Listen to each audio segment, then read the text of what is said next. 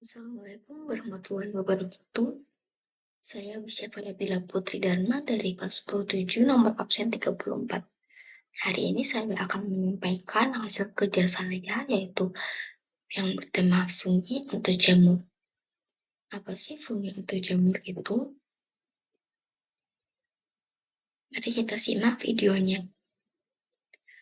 Pengertian fungi atau jamur adalah kerajaan dari sekelompok besar makhluk hidup eukariotik heterotrof yang mencerna makanannya di luar tubuh lalu menyerap molekul nutrisi ke dalam sel-selnya. Baik, untuk selanjutnya ada ciri-ciri dari fungi.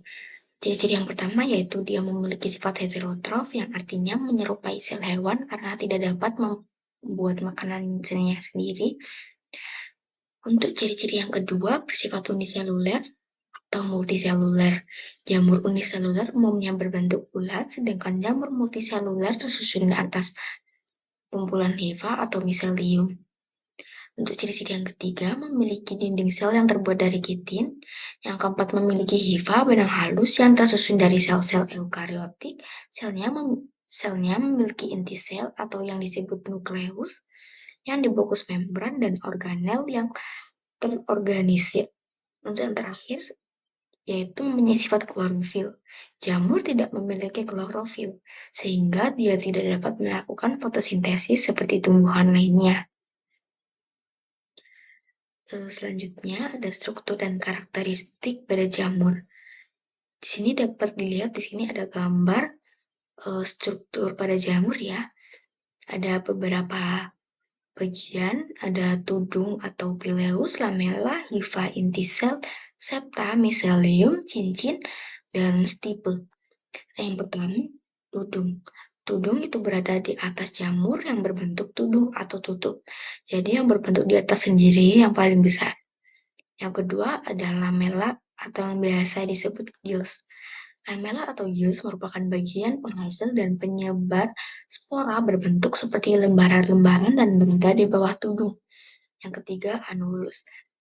Anulus merupakan sisa-sisa tabir fasial setelah pecah dan memperlihatkan insang atau permukaan penghasil spora lainnya. Yang keempat hifa, struktur berbentuk tabung atau benang halus yang menyusun jamur. Yang kelima ada inti sel. Fungsi dari inti sel sendiri yaitu mengendalikan seluruh kegiatan dalam sel, menyimpan materi herediter sel atau DNA, mengendalikan ekspresi gen, memediasi replikasi DNA selama siklus sel. Yang selanjutnya ada septa, yaitu dinding internal yang membagi hifa menjadi sel-sel. Selanjutnya ada stipe, yaitu batang atau tangkai yang berfungsi untuk menopang atap jamur, tutup jamur ya. Yang terakhir ada miselium, yaitu bagian kumpulan hifa yang membentuk jaringan pada jamur multiseluler. Yang selanjutnya di sini kita akan mengklasifikasikan jamur. Untuk klasifikasi pertama pada jamur zygomicota. Zygomicota hidup di wilayah darat, tanah, atau sebagai saprofit. Yang kedua, zygomicota memiliki hifa untuk menyerap makanan.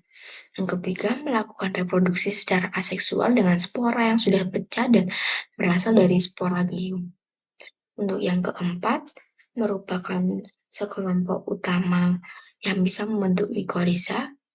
Yang kelima, terdapat miselium bercabang banyak dan tidak memiliki sekat. Yang keenam, memiliki hifa yang sifatnya senositik. Yang ketujuh, memiliki dinding sel yang terbuat dari kitin, namun tidak memiliki zoospora. Dan yang terakhir, zygomicota bereproduksi seksual dilakukan dengan meleburkan dua hifa, yaitu jantan dan betina. Untuk contoh dari jamur zygomicota sendiri ada Rhizopus sp dan Murser mukedo. Klasifikasi yang berikutnya ada Asomicota. Asomicota memiliki dinding sel yang tersusun dari zat kitin, bersifat uniseluler dan multiseluler. Yang selanjutnya hifa bersekat membentuk badan buah yang disebut ascocarp. Yang selanjutnya mengandung inti haploid. Yang selanjutnya memiliki keturunan diploid lebih singkat, bereproduksi aseksual dengan bentuk konidiospora, dan seksual dengan konjugasi yang menghasilkan askospor. Untuk contohnya Ascomycota sendiri yaitu ada Saccharomyces cerevisiae yaitu fermentasi alkohol, dan Aspergillus flavus yaitu penghasil racun. Untuk klasifikasi yang ketiga di sini ada Basidiomycota. Basidiomycota memiliki sifat yaitu multiseluler. Yang kedua, hifa bersekat terdiri dari hifa primer dan sekunder, berbeda dari yang lain ya. Untuk yang ketiga, dinding sel tersusun dari zat kitin. Yang keempat, reproduksi aseksual dengan membentuk conidiaspora yang memiliki satu inti diploid saja, dan seksual dengan menghasilkan basidiospora. Yang kelima, mengandung inti haploid. Yang keenam, memiliki keturunan diploid lebih singkat. Yang ketujuh, memiliki basidioskart. Yang kedelapan, badan buah berbentuk seperti payung atau kuping. Dan yang terakhir, beberapa jenis dapat dijadikan sebagai sumber makanan.